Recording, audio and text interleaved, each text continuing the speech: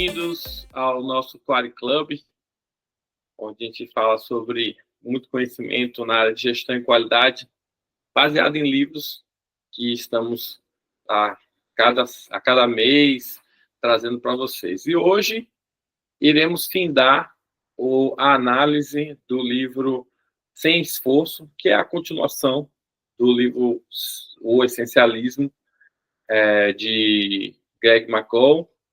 Então, hoje a gente está concluindo, e semana que vem, o que vem semana que vem? O que vem? Clinical Governance, ou governança clínica.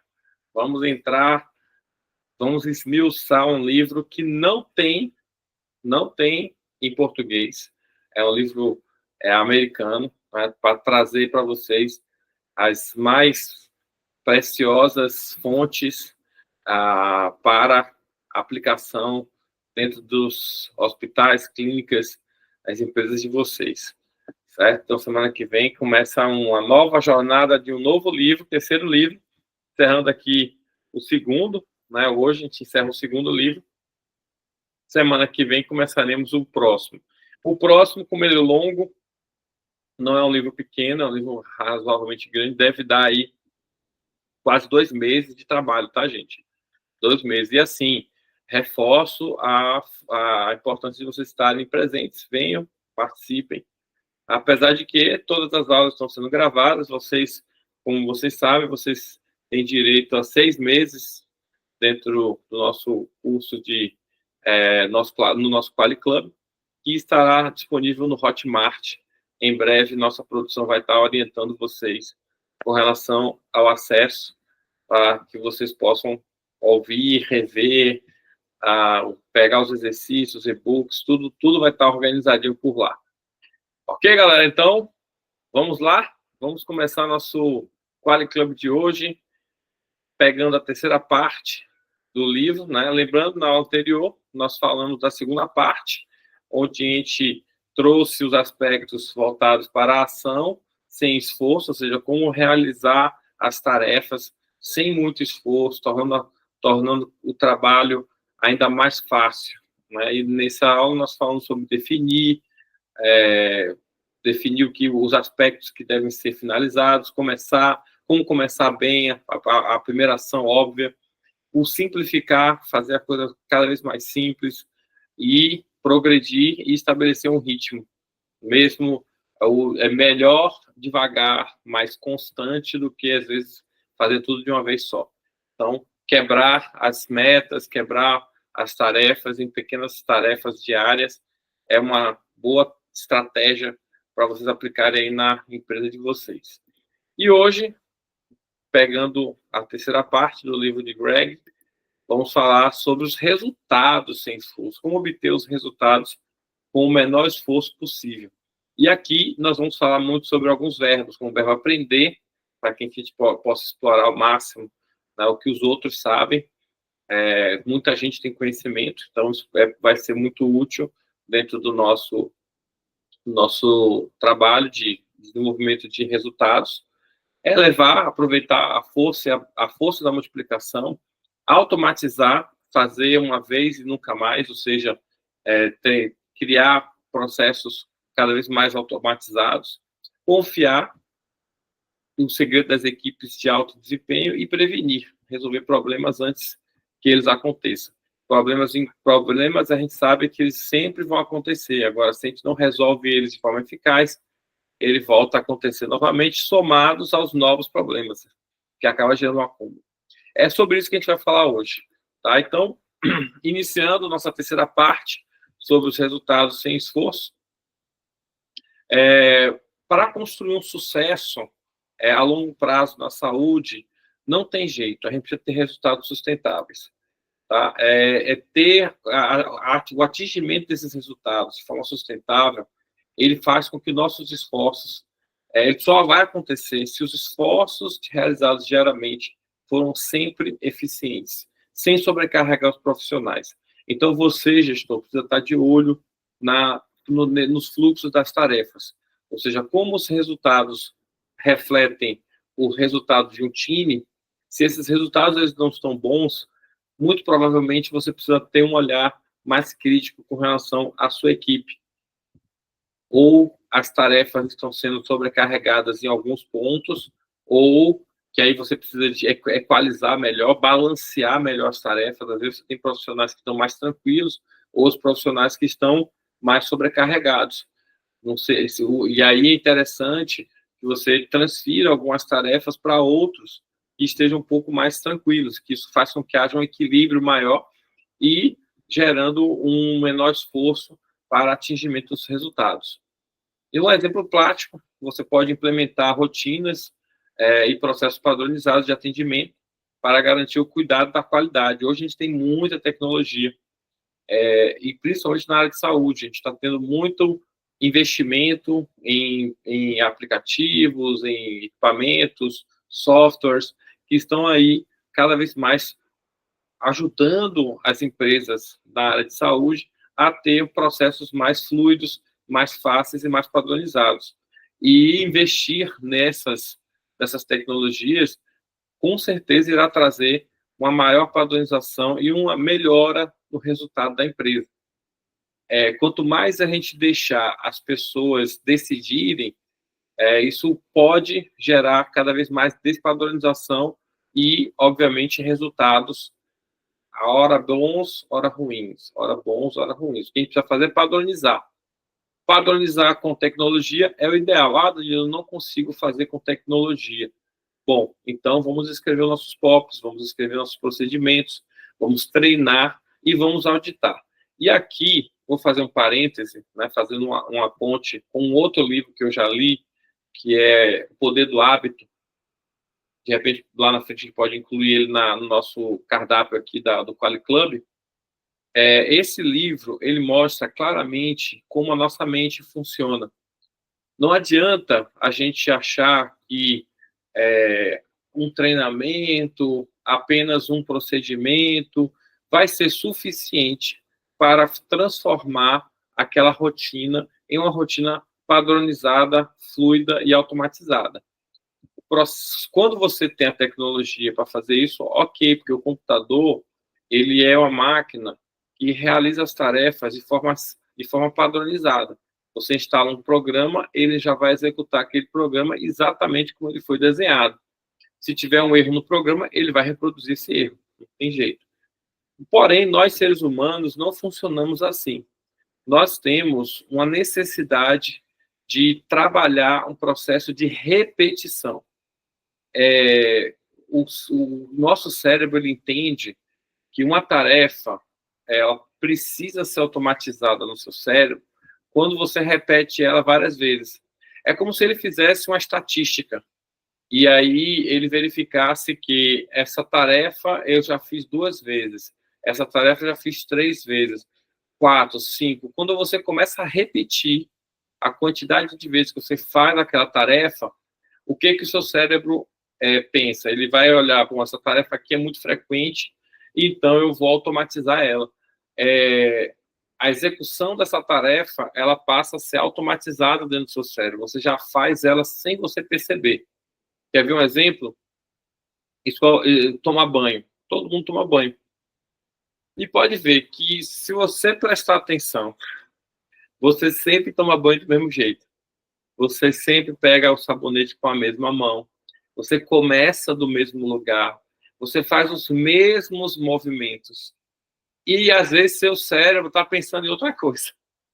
Você está pensando no paciente, você está pensando na tarefa que você vai fazer amanhã, um relatório que tem para entregar para o diretor, e você está tomando banho. O que o seu cérebro fez? Ele automatizou aquela tarefa. E pode ter certeza, você faz ela de forma padronizada. Sem você pensar, você realiza ela de forma padronizada. Você sempre executa os mesmos movimentos. A mesma coisa de escovar dente e outras tarefas. Se estou pegando tarefas simples para exemplificar. Isso pode acontecer também na prática laboral das nossas empresas. Quanto mais os nossos colaboradores repetem aquelas tarefas, melhor. É por isso que o Fordismo ele deu muito certo. Quando o Ford percebeu isso e ele reduziu as tarefas ampliando, mesmo que ampliando um pouco o número de pessoas, mas reduzindo as tarefas, isso fez com que a produtividade fosse mais alta. O resultado foi melhor. Por quê? Porque eu fiquei focado em apertar esse parafuso, ou executar apenas essa tarefa. Então, por isso que eu falei do balanceamento. Às vezes, você precisa fazer é balancear melhor as atividades da sua equipe. Como é que eu vou fazer isso, Danilo? Bom, você pode, primeiramente, até durante a construção do POP, identificar quem são as pessoas que estão fazendo aquelas tarefas. E dentro daquela sequência, uma das técnicas de balanceamento é o tempo. Você pode ver quanto tempo leva para executar cada uma dessas tarefas e equilibrar elas. Claro que isso leva um tempo, mas é aquela coisa que eu falei na semana passada, de pouquinho em pouquinho, você vai executando as coisas. Fazer esse balanceamento de tarefas não dá para fazer de uma vez só, mas você pode ir executando ela aos poucos. E na medida que você vai avançando, aos poucos, o seu processo vai se equilibrando. E aí as equipes vão tendo um equilíbrio de tarefas focado naquilo que eles realmente precisam entregar. Com certeza, eles vão entregar cada vez melhor, seu resultado vai melhorar. Tá? Então, evite desgastes de longo prazo. Quando você enxerga colaboradores com muita sobrecarga, esgotamento físico, mental, eu como trabalho muito com a mente, eu uso muito, meu trabalho ele é essencialmente mental. Eu não pego peso, não realizo tarefas manuais, eu apenas executo tarefas mentais. Gente, cansaço mental é pior do que cansaço físico. Porque o cansaço físico, você deita na cama, você dorme 8 horas, no outro dia você está bem. O seu músculo relaxa. Mas o seu cérebro, ele não para. Você deita na cama, você continua pensando naquilo. Você acorda pensando naquilo. Você dorme pensando naquilo. Então, o esgotamento mental ele é mais complexo do que o físico. Uma dica que eu aprendi, já uma hashtag fica a dica aí para vocês. Uma das coisas que me ajudou muito, me ajuda, né? Me ajudou, não, me ajuda. Eu até já li isso em alguns artigos. Eu vi que existem já trabalhos publicados sobre isso. Você realizar tarefas supérfluas, ou seja, tocar um violão, assistir às vezes um Netflix, nessa hora talvez um Netflix seja interessante. E você tira o foco daquilo que você está pensando. Então, muitas vezes, você está ali focado naquele problema, naquela situação, o estresse daquele dia. O que você faz? Chega em casa, vai fazer outra coisa, vai assistir uma série, vai bater um papo com sua família. Se você toca violão, vai tocar um violão, vai ouvir uma música, vai cantar a música. Então, essas atividades, essas relaxam a mente, certo? Porque você deixa de usar aqueles neurônios que estão estressados com tanta carga de energia que passou por eles, que é essa fadiga mental. A fadiga mental é porque o nosso cérebro ele passa várias correntes elétricas pelos neurônios. E é isso que nos faz ter memória, que nos faz adquirir habilidades cognitivas e outras habilidades. Só que quando você estressa determinada região do cérebro, a única forma de você descansar ela é transferindo o foco para outra região do cérebro. E a música está em outro lugar, né? Assistir uma peça de teatro está em outro lugar. E está em outra região diferente daquela que você está utilizando. Às vezes você usa até o outro hemisfério do cérebro. Então, hashtag fica a dica aí, tá? Esgotamento físico da equipe, fique atento a isso. Pode ser algo que vai prejudicar o resultado da sua empresa. É importante criar hábitos que garantam uma rotina produtiva. E aí, dentro da empresa, existem várias coisas que podem ser feitas, coisas lúdicas, ginástica laboral e outras coisas que realmente ajudam você a ter uma equipe mais tranquila. Criando ritmo sem esforço. como estabelecer rotinas eficientes. Dentro do ambiente de hospital, em alguns casos é difícil estabelecer rotinas, porque cada caso que chega no hospital, na clínica, é um caso.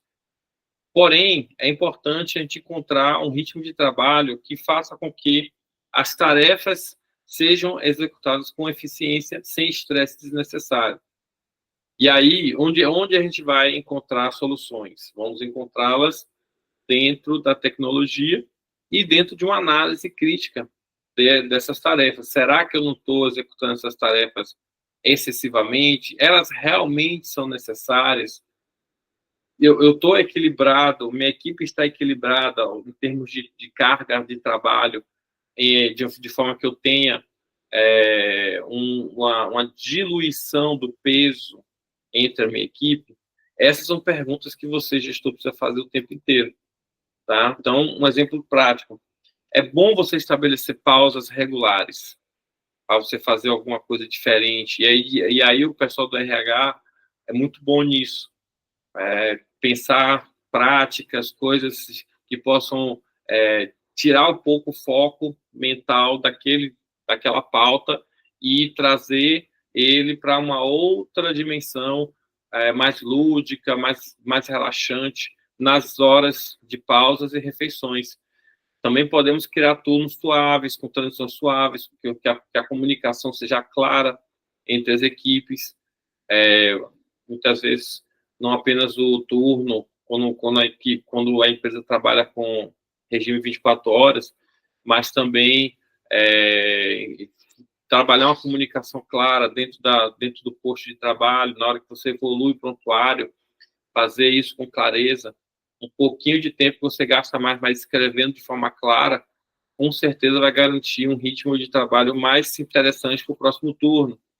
A comunicação, infelizmente, o português ele é uma língua extremamente difícil, tá, gente? A gente fala português, mas não é uma língua fácil. É uma língua que, vira e mexe, ela nos causa problemas de comunicação, porque o entendimento de uma pessoa é às vezes o outro é outro, dependendo da criação, da cultura, isso pode criar muitas variáveis que vão acabar levando você a uma falha na comunicação.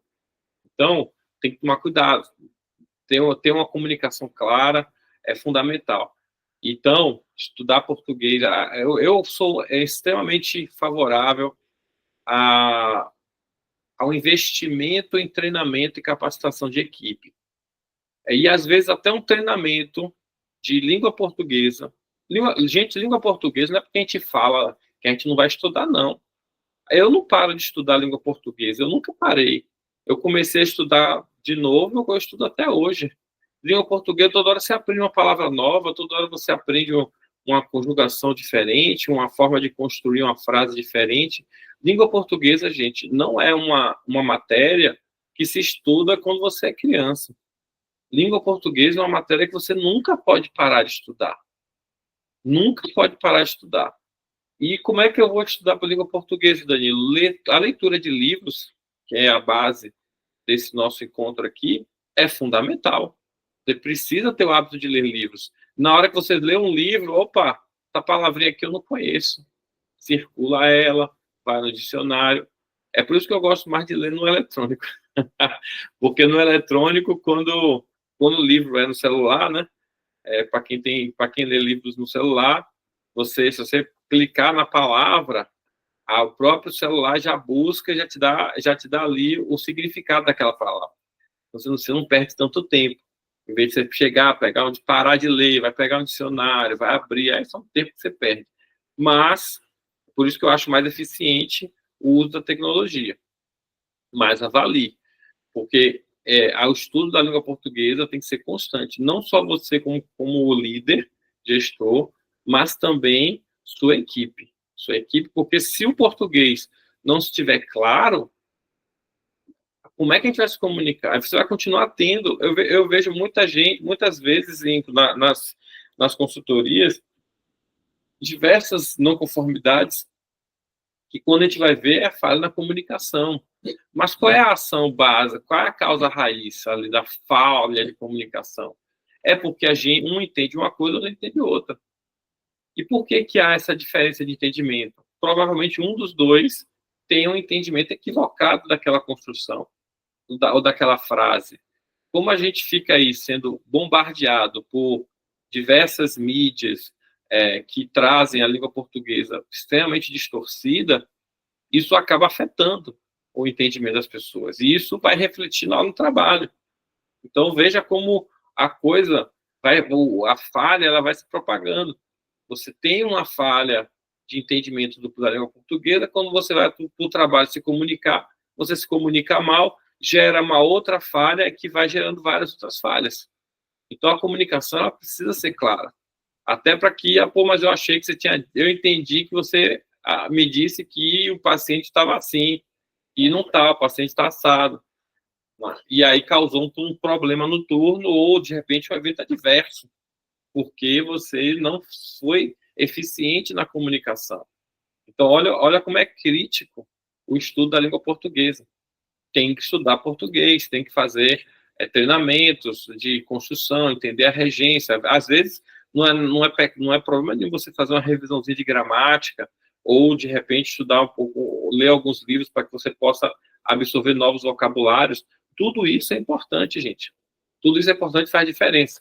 Então, cuidado com a questão da comunicação dentro da sua equipe, tá? Rotinas de autocuidado. O que o autor ele traz como sugestão no longo prazo é a criação de rotinas que favoreçam o equilíbrio entre vida pessoal e profissional. Entender que a saúde, e aí eu volto a reforçar a importância da gente prestar atenção na saúde mental. Hoje tem muitas questões de burnout, então existe forma de a gente, dentro do próprio ambiente de trabalho, criar medidas lúdicas que venham a amenizar os efeitos. E quanto mais complexo for o seu hospital, sua clínica, pior. Porque ninguém vai, como já falei aqui antes, ninguém vai para uma clínica, para um laboratório, para um hospital, para passear. Vou me divertir, vou fazer um tour no hospital. Ninguém vai fazer para ninguém. Você não vai visitar uma cidade, eu vou para Foz do Iguaçu, eu quero conhecer os hospitais de Foz do Iguaçu. Ninguém faz isso. O pessoal quer conhecer as cataratas do Iguaçu, o pessoal quer passear nos parques, mas a pessoa não quer conhecer o hospital. Então, quem vai para um hospital é porque está precisando de alguma situação, já está em um nível de estresse fora do normal. E isso acaba sendo transferido para as pessoas. Então, nós, gestores, precisamos estar atentos a isso. Inclusive, na minha tese de doutorado, uma das coisas que a gente está trabalhando é justamente o administrador ter uma atenção maior com a sua equipe, entender e saber ouvir o que eles não falam. É uma habilidade fundamental nos dias de hoje, porque às vezes as pessoas não falam o que elas estão sentindo, e por N motivos, talvez ela não confie, talvez ela tenha vergonha, não sei, podem ter vários motivos que impeçam as pessoas de falar, mas você, líder, precisa reconhecer. Poxa, estou achando você um pouco triste hoje, bora conversar, bora tomar um cafezinho, que hora que você tem um intervalo, bora tomar um café juntos, e leva a pessoa para conversar. E você, líder, precisa ser essa pessoa. Se a pessoa não faz, se você, líder, não faz isso com sua equipe, ele vai fazer com alguém. Talvez um superior mais acima, talvez um outro parceiro, um outro profissional. Ele vai encontrar alguém, tá, no meio dele, onde ele possa desabafar, onde ele possa colocar aquilo para fora. Ele vai procurar alguém. Não é? Pode ser um par, pode ser uma pessoa mais acima, mas entenda que a melhor pessoa que ele precisa enxergar é você. Você, líder. Você é a pessoa que tem que ser o ponto de convecção disso aí. Se você não estiver sendo essa pessoa, comece a observar se você realmente está sendo visto como líder. Porque o líder não é escolhido pela empresa. Ele é escolhido pela equipe. né? É a equipe que elege o líder. É aquela pessoa que o líder é aquela pessoa que ele bate o olho nela e diz assim, rapaz, é isso aí, é aquele conselheiro, aquela pessoa que eu confio, que eu sei que vai me conduzir para o lugar certo, para os resultados certos. Então, esse tem que ser a sua postura. Então, observe mais sua equipe, preste mais atenção nela e veja se você não pode estar criando momentos de equilíbrio e ver se a pessoa, o porquê que essa pessoa está tão sobrecarregada, vai lá, conversa com ela. De repente, ela está sobrecarregada porque tem muita tarefa para ela. Eu vejo muito isso nas empresas, tá, gente? Pessoas extremamente executoras. Você imagine isso, uma equipe com 2 pessoas altamente executoras, aquele perfil executor do DISC, e outras pessoas mais comunicadoras, outras mais analíticas, mas umas 2 bem executoras e umas 4 ou 5 mais analíticas e mais comunicadoras. Sabe o que vai acontecer com isso aí, com as pessoas? Aquelas 2 executoras, elas tendem a puxar as tarefas para elas, porque elas querem ver pronto. Uma pessoa que tem perfil executor, ele se angustia de não ver pronto. Ele quer ver pronto. Então, o que ele faz? Ele puxa. Só que isso não é bom. E você, líder, precisa estar atento a isso. Você tem... É por isso que eu recomendo sempre a aplicação do DISC em alguns cargos estratégicos, para a gente identificar quem são as pessoas. Às vezes você tem pessoas executoras na sua equipe e ali ela puxa. Aí, como ela puxa, o outro que é mais comunicador, o comunicador é aquele cara que fala muito, ele fala, mas não faz. A acabativa dele é péssima. Ele não termina o relatório, ele não termina o prontuário, fica mal feito, fica frágil, ou não faz. Aí o outro enfermeiro que é executor, que é aquele cara mão na massa, aí ele vai. Aí quando alguém na equipe, aí a liderança identifica, poxa, eu estou precisando desse relatório, de pegar uma análise dos números. Ah, não, vamos entregar para o João, porque o João eu sei que ele vai fazer. Beleza, só que você está prejudicando sua equipe. Sabe? Por 2 motivos. Primeiro, quando você entrega uma tarefa para uma pessoa que você sabe que vai fazer, você está, primeiro ponto, sobrecarregando ela e estressando ela, porque você está botando muita carga em uma pessoa que você sabe que entrega, mas você está botando muita carga. E erro número 2, se você não entrega a tarefa para uma pessoa que não faz, ela nunca vai aprender a fazer. A gente tem que ser formador de líder. Se você não é formador de líder, você não é líder. Líder, já falei isso aqui em outro dia na Quali Club. Líder não é aquele que tem muitos seguidores, mas aquele que forma muitos líderes. Então, seja um formador de líderes. Ah, não, eu vou entregar essa tarefa para o Augusto. Mas o Augusto não vai fazer. Eu quero ver se ele não vai fazer. E entrega para ele, Augusto, eu quero que você faça relatório assim, assim, assado. O Augusto, o perfil dele é comunicador. O que vai acontecer? Ele não vai fazer. Mas aí você vai começar o quê? A trabalhar seu espírito de líder. Augusto, o que você precisa? Vamos lá, vamos conversar. E aí você faz aquele acompanhamento. Ó, seu prazo é para daqui a uma semana, mas daqui a 2 dias você já vai lá. E aí, Augusto, como é que tá aquele relatório? Ah, Dani, estou fazendo, tá bom. Beleza, tá com alguma dúvida? Quer que eu te ajude? Cadê? Deixa eu ver aí, abre para eu ver. Ah, beleza. Não, isso aqui você muda, faz assim, ok, pronto. Daqui a 2 dias você vai lá de novo. E aí, Augusto, tal. E aí você vai ver se ele está ok. Nessa prática, você vai formando o Augusto. E o Augusto começa a sair do perfil comunicador e começa a caminhar para o perfil executor. Ou não, né? Pode ser também que o Augusto não seja a pessoa certa para estar ali. Mas aí, o que também é bom para você, né? Descobrir que essa pessoa não tem como. Já tem várias vezes tarefa aqui para o Augusto. Sabe quando você tem um time de futebol que ninguém passa a bola para aquele jogador porque ele é ruim de bola? Pô, tira ele do jogo, velho. Você não pode deixar ele no jogo. Se ninguém passa a bola para ele porque ele é ruim, porque sabe que se passar a bola ele vai perder a bola, o time vai lá e faz o gol. Então ninguém passa a bola para ele. Não pode. Pode ver que os times de futebol, os atletas, eles são nivelados. Ninguém fica assim, não vou passar a bola para o fulano porque ele não faz gol. Não existe isso num time de profissionais. Ou ele faz o gol, ou ele não está no time. Então, ele tem que ter talentos, habilidades, competências que sejam suficientes para atender o mínimo de resultado na sua empresa. Se você passa a entregar, a fazer cobranças das pessoas que não são, você já, isso aqui não é bom, mas eu vou forçar a barra, eu vou botar, eu quero ver ele trabalhar. Quando você começa a fazer isso, o que acontece? Duas coisas vão acontecer. Ou ele vai mudar e vai começar a entregar, ou você vai perceber que ele não faz, não é interessante ter ele no time.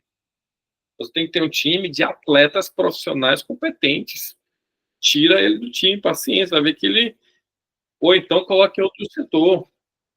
Talvez aquele setor não seja o setor que ele se identifica mais. Ele tem que ir para outro lugar. E aí você monta seu time. Agora, se você ficar sempre entregando as tarefas para aquela pessoa, o João, que é um baita executor, que entrega, tudo que ele pega, ele faz. Nem que ele vire à noite, ele faz. Aí você sobrecarrega ele. Tá? Então, cuidado com isso. Fique atento para que você não cometa esse erro. Você está vendo que o cara é bom? Segura ele, deixa ele lá com a rotina dele, mas as tarefas que você for pedindo a mais, peça para aqueles que não entregam. E você vai ter grandes surpresas. Positivas ou negativas, tá? Estou avisando logo. Pode ser que você, meu Deus, toda vez que eu entrego para ele não dá certo. Mas eu avisei. Mas é bom você saber. A Bíblia diz que a verdade vos libertará. Você precisa saber a verdade. Qual é a verdade na sua empresa? Qual é a verdade na sua empresa? Não adianta você ficar querendo tapar o sol com a peneira. Ou você sabe o que está acontecendo na sua empresa, ou você vai ficar se enganando. E o resultado não vai chegar. O resultado não cai do céu. O resultado é fruto de um trabalho. E um dos trabalhos é você saber olhar sua equipe, saber montar seu jogo, saber montar seu time. Se você não faz isso, aí os concorrentes lá fora vão saber fazer melhor que você e você vai ter as surpresas indesejáveis. Então, desenvolva rotinas que incluam tempo para descanso, atividades. Você tem que equilibrar isso. Tá? Algumas pausas, ginástica laboral, fazer tarefas lúdicas. A ONU, inclusive, que é uma acreditação voltada para a área de saúde, ela é requisito. É requisito você ter um programa de qualidade de vida. É requisito. Não é uma coisa assim, ela está suja. Não, é obrigatório. Tem que ter um programa de qualidade, porque ela sabe que o ambiente de saúde não é um ambiente que a gente não tem. Lá é muito estressante. O poder de fazer menos e melhor. A excelência do atendimento ao paciente. Tá? Então, é excelência sem sobrecarga, gente. Essa é a grande frase dessa parte do livro. Cuidado com a sobrecarga. Em vez de fazer mais, Macron sugere você focar em fazer menos, mas com qualidade. Na saúde, é por isso que eu falo da sobrecarga. Na saúde, isso significa priorizar os atendimentos, focar naquilo que é realmente importante, naquilo que é essencial. Às vezes é melhor você ter menos, mas bem feito, do que você ter volume. Não adianta o quê? Você, eu vou atender na minha clínica 100 pacientes, atende mal. Às vezes é melhor você estar atendendo um pouquinho menos, mesmo que vai causar um impacto financeiro. Talvez no início faça haja um impacto financeiro, mas depois lá na frente você ganha, porque as pessoas começam a valorizar mais, as pessoas começam a pagar mais. Não, lá é bom, lá é bom, lá é bom. Então, às vezes o menos é mais.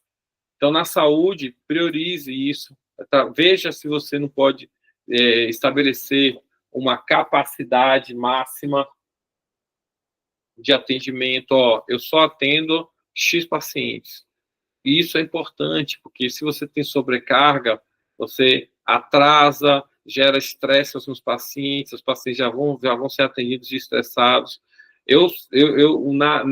Na área de clínica, então, nas clínicas, eu vejo muitos médicos chegarem atrasados e isso gera um estresse absurdo nos pacientes. Ele marcou lá 8 horas da manhã, o paciente às vezes chega lá 7h30, 7h40, para ser atendido 8. Às vezes ele só é atendido 10 horas da manhã. Isso é horrível, horrível. Tem que resolver isso, tem que chamar a sua equipe médica, conversar. Gente, pelo amor de Deus, temos que ter respeito com os pacientes. Hoje as pessoas estão... Não há, a vida atual, contemporânea, mudou. Nós não somos mais pessoas que antigamente dava, você tirava uma manhã para ir no médico. Eu lembro que, quando eu era mais novo, meu pai, minha mãe, às vezes, tiravam uma manhã para poder ir no médico. A gente não tem mais esse tempo. A sociedade atual é extremamente rápida. A gente está o tempo inteiro cheio de coisas para fazer. Não dá para eu parar uma manhã inteira para poder eu ir fazer uma consulta no médico que não vai levar, às vezes, 20 minutos. A pessoa espera 2, 3 horas para ser atendido em 15, 20 minutos, às vezes nem isso. Às vezes ele entra, conversa com o médico vai lá, faz a prescrição, ele vai embora. Quer dizer, ele esperou 2 horas o cara para ficar ali por 15 minutos. Né? Então, isso tem que ser observado, porque o paciente já vai entrar estressado, ele já começa a reclamar de tudo, e aí, se sua empresa faz satisfação, a média de satisfação do paciente, com certeza vai estar lá embaixo, pô. Por quê? Porque isso ele vai extravasar em algum lugar, ou no Google, ou então nas pesquisas de satisfação, em algum lugar ele vai extravasar com os amigos. Entenda, a imagem da empresa, a imagem do hospital, da clínica, ela não pode estar vinculada a emoções negativas. Porque imagine que ele vai pensar, poxa, lá vou eu de novo para a clínica tal. Ah, não, gente, não, já sei que eu vou me estressar.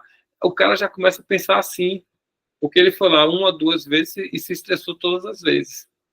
Então, fique atento, o atendimento ao paciente é fundamental que a gente tenha uma preocupação em trabalhar o tempo, trabalhar aquilo que você está prometendo. Eu sei que existem alguns abusos por parte de pacientes, não estou falando dessa parte. Essa parte aí, claro, tem que ser tratada devidamente. Mas o que você prometeu, cumpra. É importante a gente criar prioridade no atendimento. Não estou nem falando apenas das questões da legislação, mas também, será que dentre as pessoas que estão ali, não há casos mais urgentes, que a gente possa se concentrar mais, que a gente possa ter uma dedicação maior para a gente poder resolver? Olha que legal, imagine o paciente saindo da sua clínica, do seu hospital, feliz porque ele resolveu o problema dele. Quer dizer, você resolveu o problema dele. Então, isso é muito bacana de se acontecer. Então, menos sobrecarga de trabalho para os profissionais de saúde vai ajudar também, né, a entregar um resultado melhor para o paciente. Quando você reduz essas atividades simultâneas, foca em ações de alto impacto e trabalha uma qualidade no atendimento, isso alivia o cansaço. E, às vezes, aí fazendo uma ponte com o que a gente conversou lá no essencialismo, botam a lupa nos POPs, bote uma lupa nos procedimentos. Eu já vi muito caso de empresa realizando tarefas desnecessárias. Aí estou escrevendo aqui, mas não precisava nem escrever. Às vezes o que é essencial escrever, não escreve. Aí vai se dedicar a coisas que, de repente, tem um carimbo. Mas tem que ter o carimbo. Mais importante é o quê? Então, ficar atento, quando o carimbo for necessário, tem que ter o necessário, porque a legislação, ela tem que ser sempre atendida, pelo amor de Deus. O que eu falo que, às vezes, a legislação burocratiza muito, mas aí não tem jeito. O que é legislação, gente, na área de saúde, não tem negociação. Tem que cumprir, ponto final. Entretanto, às vezes, naquele afã de tornar o serviço mais controlado, a gente cria medidas que vão levando a gente a ter um processo mais pesado, mais robusto, porém mais pesado. Então, tem que achar o equilíbrio entre qual é a burocracia mínima necessária, mínima viável, para que eu tenha controle sem perder velocidade. E aí o planejamento é fundamental, né? A gente também precisa planejar. E o planejamento não pode, gente, a gente não pode passar horas e horas planejando. Isso, planejamento tem que fazer. Mas você também tem que ter eficiência no planejamento. Não pode ser um planejamento de horas, mais horas, dias e mais dias. Não, o planejamento tem que ser rápido. Claro, excetuando um plano estratégico, um plano estratégico é uma tarefa um pouco mais demorada, natural. Mas também não pode ser absurdamente grande. Mas eu falo de você ter as tarefas com um planejamento simples. No longo prazo, o setor de saúde ele precisa ser simplificado, até para poder você reduzir complexidades. Coisas simples, bobas, de identificação, Kanban. Não sei se você nunca ouviu falar de Kanban, procura saber. Kanban é uma coisa maravilhosa para simplificar planejamento e execução de tarefas. Você chega aqui, pinta de verde, pinta de amarelo, pinta de vermelho, sinaliza, cria coisas visuais. Isso tudo ajuda as pessoas a errarem menos, as pessoas a terem mais rapidez nas suas tarefas. Tudo isso é bem-vindo. Então, observe se naquela tarefa, você não tem uma possibilidade de simplificar um pouco mais. E quando você escreve o POP, eu sou extremamente... eu gosto muito de POP, porque o POP já é um planejamento. Então, uma vez que você estabelece o POP, procedimento, você não tem que me perguntar mais. É ótimo para o líder quando você tem POP. Porque qualquer pessoa nova que chegar, não está aqui o POP, ela vai seguir esse POP aqui. Você vai trabalhar a integração dela, ela vai ser treinada naqueles POPs que ela tem que fazer, pronto, ela já sabe tudo que ela precisa saber. Ela não tem que ficar perdendo tempo me procurando por uma coisa que já está definida. O que já está definido, gente. Não precisa perder tempo com isso. Vamos focar no que não está definido. E podendo se definir, vamos definir. E aí deixar o tempo para aquilo que realmente é necessário se planejar. Mesmo assim, nada de ficar gastando horas e mais horas de planejamento. Gente, vamos lá. Reunião para mim tem que ser de 1 hora. Senta, conversa, define, delibera. Pronto. É isso que tem que ser reunião. Certo? Quando a gente, dentro da assistência, também temos a questão do planejamento do paciente. Imagine o paciente com doença crônica. Então, a gente precisa montar o plano terapêutico de forma que ele possa, a gente possa mapear as fases da evolução do paciente. Então, isso é bom porque você consegue saber qual é a minha eficácia terapêutica. Eu planejei que ele já estaria com esse quadro daqui a 2 dias. Daqui a 2 dias, ele atingiu esse quadro, sim ou não? Sim, ótimo, então foi eficaz. E na próxima fase, e assim por diante. Isso tudo também ajuda a gente a perceber se os procedimentos estão sendo eficazes. Que é uma coisa que a gente não faz. A gente até estabelece o procedimento, até estabelece a prática. Mas quem está olhando se aquela é a melhor prática? E como é que eu vou saber isso, Danilo? Com os resultados. Os resultados vão apontar para você a direção.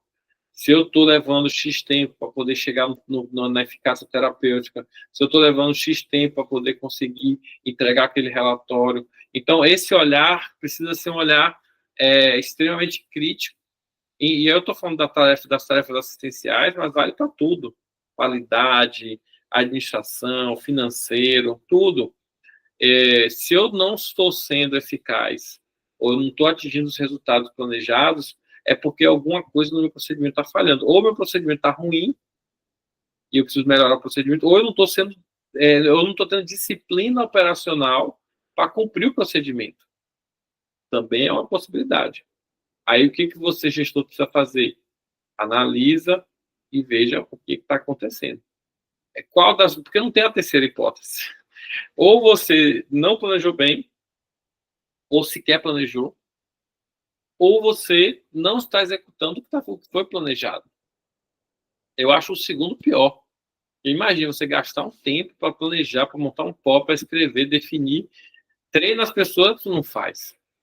Lembrando que procedimentos novos, você precisa ter auditorias constantes, porque ninguém vai absorver um hábito novo com uma virada de chave. Não é um botão que você aperta no cérebro das pessoas que ela já começa a fazer. Então, você tem que ter auditoria. Ó. Então, eu sempre, nas consultorias, eu sempre recomendo, gente, façam auditoria constante. É esse o caminho. E a execução eficiente no longo prazo, a adoção de sistemas mais simples, permite que os profissionais de saúde mantenham qualidade ao longo do tempo. Software simples, gente. Quanto mais simples for o sistema, às vezes eu vejo uns softwares que você nada amigáveis, nem um pouquinho amigáveis. Você não sabe onde é que clica. Eu falo, meu Deus, eu quero acessar o prontuário. Aí, às vezes, para acessar o prontuário, você tem que passar por 10 páginas até acessar o prontuário. Pelo amor de Deus. Softwares precisam nos ajudar, não nos atrapalhar. Então, coisas que são muito urgentes, elas precisam estar a 2, 3 cliques de distância.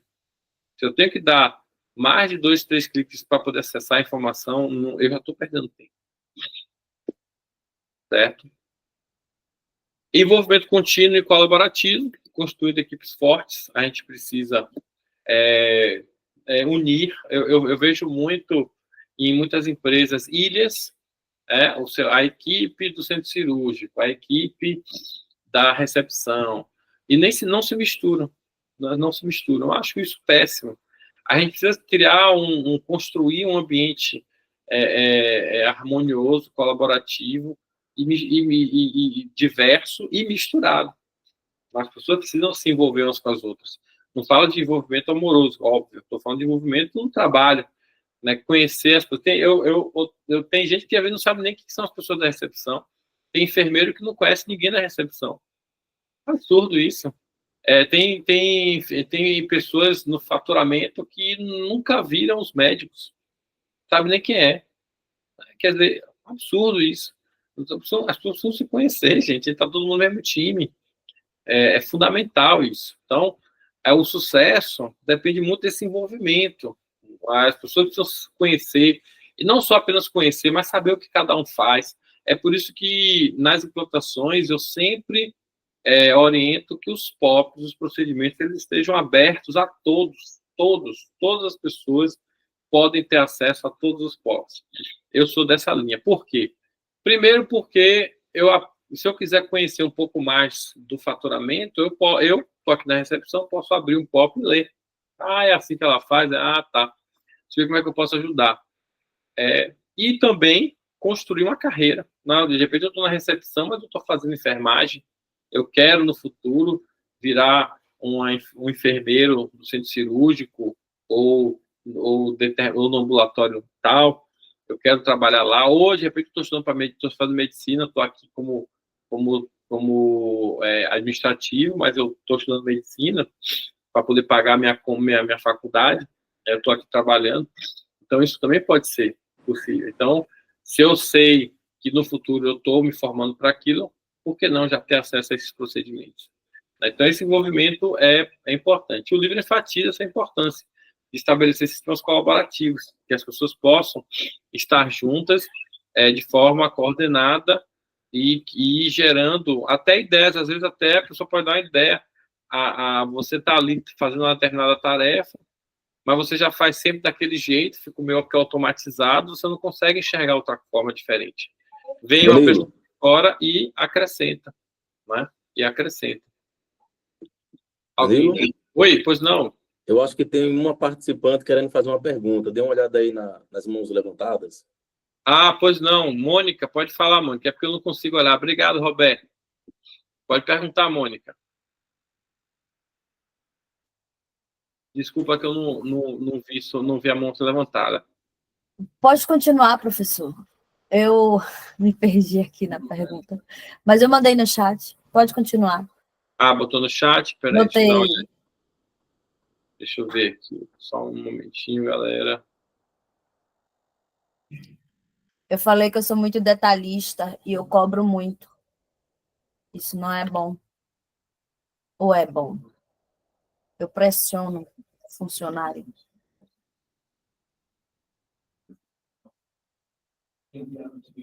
Ouviu?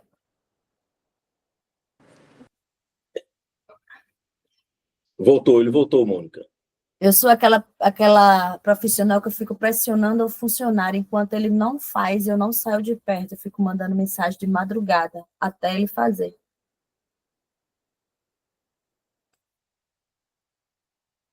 Seu telefone está multado, Danilo. Perdão. Mas tem que tomar cuidado para não estressar ele, entendeu, Mônica? É isso não é bom. Eu sei que não é bom. Mas eu mando mensagem de madrugada, eu só saio do trabalho quando ele faz. Eu fico no pé dele. Eu estou entendendo. Mas cuidado com essa dinâmica, porque isso pode estressar.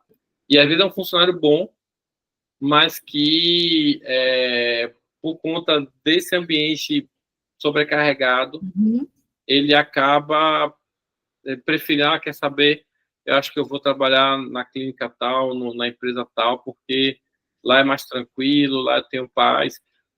Tem uma estatística que eu vi num artigo, né, sobre gestão de pessoas, que fala que 96%, olha só, gente, 96% dos pedidos de demissão, né, quando o funcionário pede para sair, 96% não é pelo dinheiro, não é o salário, não é porque ele está ganhando pouco, é porque ele não está num ambiente legal, ele não se sente, ou ele não se sente bem, ou ele está num outro momento na carreira dele, entendeu? Então, até isso você tem que observar, né? Será que eu não estou com pessoas aqui que estão com outro foco? Às vezes a pessoa é recepcionista e está fazendo direito. Ó, essa não vai durar muito tempo na sua empresa. Né? Está na recepção, atendendo as pessoas e está fazendo direito, ela não vai ficar na recepção, né, gente? Isso está claro. É o cara que está lá no faturamento, está fazendo odonto. Ué, ele está fazendo odonto, no dia que ele botar a mão no canudo, ele vai abrir a clínica dele e vai embora. Então, ficar atento, né? E aí você entender quem são essas pessoas, né? Porque às vezes, e é natural a gente querer sobrecarregar, principalmente pessoas que são bastante executoras, né? É muito comum isso acontecer, então tem que tomar cuidado. Mas beleza, Mônica, show de bola aí. Então fique atento, tá vendo? Cuidado para não apertar muito a mente do pessoal. Certo? Então, crie reuniões, uma boa prática é você criar reuniões regulares, com metas claras, nada de reuniões longas, reuniões de 2 horas. Gente, reunião de 1 hora, a nossa aqui, 1 hora, tá, passa o recado, a gente conversa, tudo certo. Entendeu? Tem que ser coisas assim, que não tenha muito impacto. E delegar continuamente. Um aspecto importante, né, na sustentabilidade é a capacidade de delegar. Você, líder, tem que saber delegar. Não apenas para as pessoas que você sabe que vai entregar, mas também faça o teste com pessoas que você sabe que, pelo menos, não tem o hábito de entregar, mas que você quer desenvolver elas ou desligar elas. Às vezes não é o lugar certo para elas. Alguns exemplos também, médicos podem delegar tarefas rotineiras a enfermeiros. Agora, só cuidado, tá, gente? Nessa parte assistencial, eu já vi médico delegando tarefa que não é para delegar.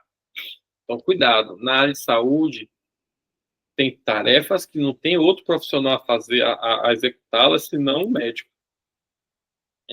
Vou fazer uma coleta de sangue arterial. É médico, só médico coleta arterial. Mas o enfermeiro sabe fazer, mas está errado. Então, cuidado, né, com algumas práticas. A coleta de sangue arterial, que é o sangue, para quem não sabe, o sangue ele tem 2 tipos de sangue, né? O arterial e o venoso. O venoso é esse que normalmente a gente faz muitos exames, a gente coleta nos laboratórios. Aquilo ali ele é mais periférico, né? Ele é um sangue que está mais na periferia do nosso corpo, então é aquele venoso. O arterial não, o arterial é o sangue, é um vermelho clarinho, e ele está mais nas veias mais profundas, né? São veias mais para dentro do corpo, que se localiza o sangue arterial. E aí só médico que pode fazer, porque um erro pode ser fatal. numa coleta de sangue arterial. E aí você faz uma coleta de sangue arterial, o médico delega isso? Pode? Não pode, tá? A mesma coisa, outro dia, eu estava numa clínica, até parabenizei uma clínica de imagem, que o médico ele prescreve o contraste. Muito difícil. Várias clínicas já vi. Essa foi uma das poucas que eu vi o médico fazendo a prescrição do contraste. É o médico que prescreve contraste. Não é o enfermeiro, não é o técnico, não é o farmacêutico, é o médico que faz a prescrição. E eu já vi várias clínicas de imagem que o médico não prescreve, né? Ele delega isso. Aí não pode, tá, gente? Cuidado com delegar, desde que a legislação, gente, sempre ela tem que ser atendida. Reduzido o atrito, principalmente no atendimento hospitalar, atritos, interrupções frequentes podem ser grandes vilões. Então, simplifica os processos, remove barreiras desnecessárias que possam estar complicando o fluxo do trabalho. Quanto menos atrito, melhor. Agora, sem perder o olhar da segurança do paciente. Certo, gente? Não podemos perder o olhar da segurança do paciente. Às vezes, se a barreira for uma proteção para eu assegurar que eu identifique uma falha antes de chegar no paciente, aí não, aí tem que ter mesmo. É como eu falei, qual é a burocracia mínima viável? A burocracia mínima viável é aquela que me permite ter mais fluidez sem eu gerar problemas de segurança do paciente, problemas de evento adverso, tá? Então tem que tomar cuidado com isso. Então, avalie, e aí nessas horas, gente, equipe multidisciplinar, tá? Quem tem que colocar a lupa nisso aí são as pessoas que estão na assistência, mas juntamente com as pessoas do administrativo, pessoas que realmente tenham competência para estar observando aquelas práticas. Melhorar o sistema de triagem, agilizando a identificação de casos mais urgentes, sempre... Outro dia eu vi um hospital que colocava estagiário de enfermagem para fazer triagem. Pô, pelo amor de Deus. Da triagem de hospital, quem faz é enfermeiro. Não pode ser estagiário de enfermagem, nem técnico de enfermagem. É enfermeiro. É aquela coisa que eu falo, você tem que ter as pessoas certas, as competências certas nos lugares certos. Tá? Então, mas, de qualquer forma, às vezes, como eu falei, o que extrapola a legislação pode ser algo que a gente esteja burocratizando e que não nos agrega valor para o nosso processo. Então, remova os obstáculos, avalie regularmente se existem situações que possam estar gerando mais peso nas tarefas e, com isso, atrasando a sua rotina. Criando um impacto duradouro no setor da saúde, é importante a gente deixar um legado de eficiências, tá, gente? Ter os processos, na hora que você identifica que aquela tarefa é eficaz, é a melhor prática, padronize, gente, escreva, coloque isso dentro de um documento, treine as pessoas, porque isso, hoje a gente lembra, amanhã a gente se esquece. As pessoas nós somos seres que esquecem. O nosso cérebro é um cérebro programado para esquecer. A fisiologia dele é essa. É uma fisiologia de esquecer. O que não se usa, ele joga fora.